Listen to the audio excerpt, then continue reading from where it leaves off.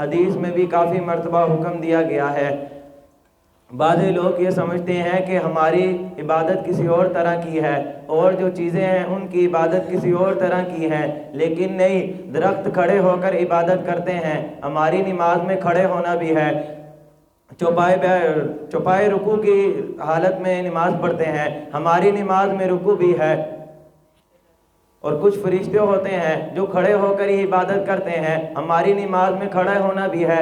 کیڑے مکوڑے وہ سجدے کی حالت میں نماز پڑھتے ہیں، ہماری نماز میں سجدہ بھی ہے۔ اور پہاڑ اور عمارتیں یہ بیٹھ کر عبادت کرتی ہیں، ہماری نماز میں بیٹھنا بھی ہے۔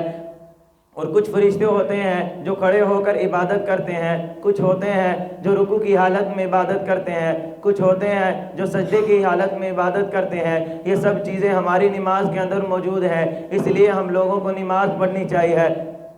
حضرت مولانا یوسف رحمۃ اللہ علیہ فرماتے ہیں کہ ایک بھینس ہے اور ایک بھینس کی تصویر ہے، جو شخص بھینس اپنے گھر لے آیا اس نے اس کی خدمت کی اور اس نے فری دودھ حاصل کر لیا، اور ایک شخص ہے جس نے تصویر بھینس کی گھر میں لے کے آیا ہے اور اس کو دودھ کے لیے باہر لے کے جانا پڑا۔ اس لیے اسی طرح نماز کی ہے، ایک نماز حقیقی ہے اور ایک صورت میں ہے۔ کچھ لوگ ہوتے ہیں جو نماز صرف پڑھتے ہیں، نماز کی حالت میں رہتے ہیں لیکن نماز پڑھتے نہیں، نماز کے اندر جو سوچنا چاہیے وہ سوچتے نہیں ہیں، جو سوچنا چاہیے وہ سوچتے نہیں ہیں، جو پڑھنا چاہیے وہ پڑھتے نہیں ہیں۔ اور حقیقی نماز جب ہم اس کو غور سے پڑھیں گے تو وہ اللہ کے ہاں قبول ہوگی، بارگاہ الہی میں قبول ہوگی۔ حضرت مولانا یوسف رحمۃ اللہ علیہ فرماتے ہیں 4 چیزیں ہیں نماز کے اندر: آنکھ، کان، زبان، دل اور دماغ۔ جب ہم نماز کے اندر کھڑے ہوتے ہیں تو ہماری نظر سجدے کی جگہ پر ہونی چاہیے، ادھر ادھر ہم لوگوں کو نہیں دیکھنا چاہیے۔ اس لیے جب لوگ نماز کے لیے کھڑے ہوں تو نظر اپنی سجدے کی جگہ پر رکھا کریں۔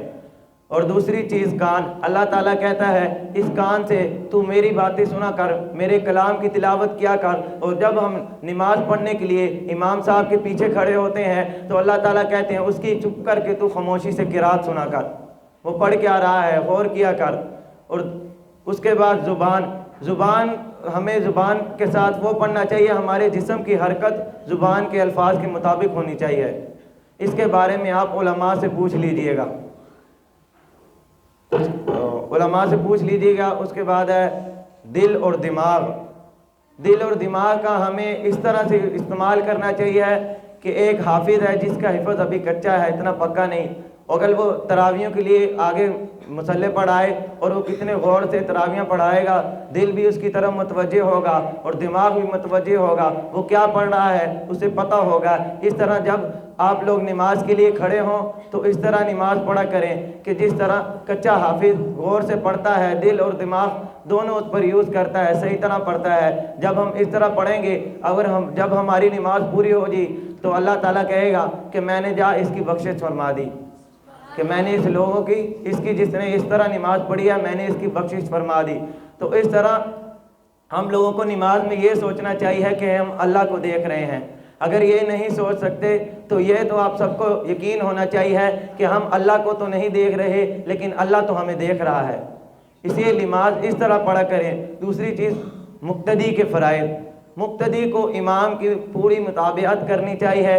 امام کے پیچھے جب کھڑا ہو تو چپ کر کر اس کی قرات سنیں، بولے نہ بیچ میں، جب بولیں گے تو نماز ٹوٹ جائے گی۔ امام رکوع کے اندر ہے تو رکوع کرو، امام سجدے کی حالت میں ہے تو سجدے میں جاؤ، قیام کی حالت میں ہے تو قیام کرو۔ اگر اپنی مرضی سے رکوع سجدہ کرو گے تو نماز نہیں ہوگی۔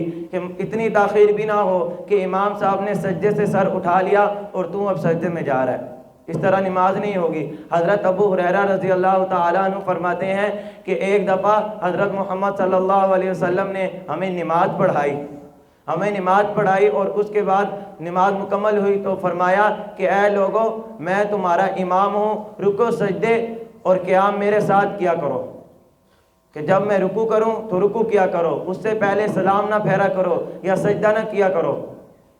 تو اس لیے ہم جب امام کے پیچھے کھڑے ہوں تو ہم جس طرح امام پڑھتا ہے اسی طرح ہمیں کرنا چاہیے، لیکن قرات کسی سورت کی ہو یا سورۃ الفاتحہ کی وہ ہم نے نہیں کرنی، وہ ہم چپ کر کے بس سنیں گے۔ تو اسی لیے آپ سب بھائی ارادہ کرتے ہیں اس طرح ہی نماز پڑھیں گے خشوع و وضو کے ساتھ انشاءاللہ۔ وآخر دعوانا ان الحمدللہ رب العالمین۔